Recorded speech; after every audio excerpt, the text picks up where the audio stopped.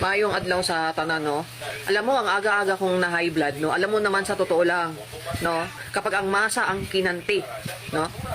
Whatever the political color is, pares kami ni PBBM, pero alam ko, no, na sa panahon ngayon na ganitong grabe ang crisis sa ating bayan, no? Ang ibinibigay ng national government, sana ibigay nyo sa tao, okay? Kasi alam nyo ngayon daw, no, ito information na to is coming from one of the barangay na staff dito sa Davao City, okay?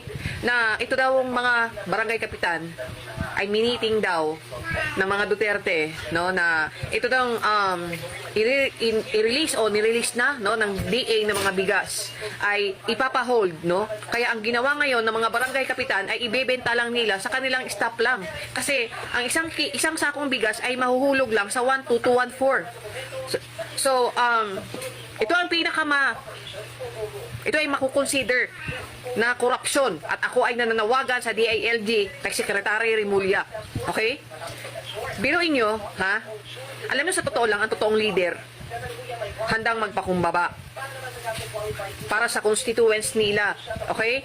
Hindi yung ginagawa dito, no, na ang ginagawa nila is gusto nilang magsakripisyo yung constituents nila para sa kanilang revenge. At hindi ito totoong nagmamahal sa bayan. Ito ang totoong vested interest, no? Alam niyo sa ilang days, no, na gusto ko sanang manahimik, mag-observe, no? Lalo na ito nangyayari na impeachment. Pero, no, katulad nung araw ng Davao, no? Naging parang eleksyon. No? Alam niyo sa totoo lang yung nangyari kay FPRRD, hindi niyo masisisi itong mga tao ni PBBM, no? Kasi alam nyo, kakaupo pa lang ni PBBM. As you remember si Mike Abe, di ba? Inutusan na magsalita against sa gobyerno pero hindi siya pumayag. Dahil biruin mo naman, kakaupo nga lang ni PBBM, iyan na agad. Di ba? Lalo na itong KOJC, di ba? Si Pastor Kibuloy, inutusan si Mike Abe. Kaya nga si Mike Abe, nasa admin na eh. Dahil ayaw sumunod.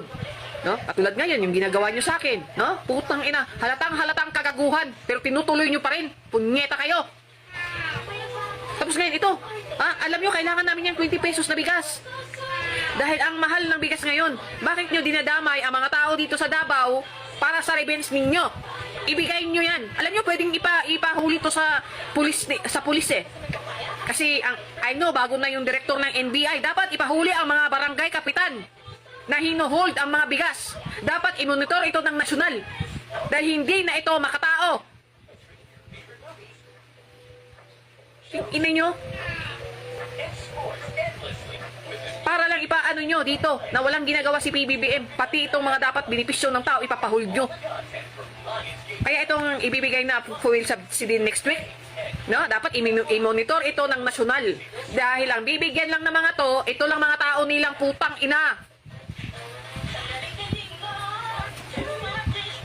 Ang layo nyo kay Isko Moreno.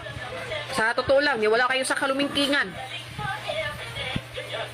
Ang isang leader handang magsakripisyo para sa constituents. Pero kayo gusto nyo, constituents nyo ang magsakripisyo para sa revenge ninyo. Yan ba yung leadership? Yan ba yung mabuting leadership? Hindi ganon. No? Putang ina ninyo.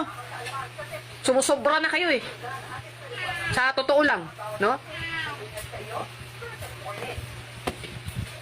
Ito, pinarating ko na sa Presidential Action Center. I-release nyo yan. Hindi lang sa mga tao nyo dyan sa barangay, kundi sa constituents ninyo.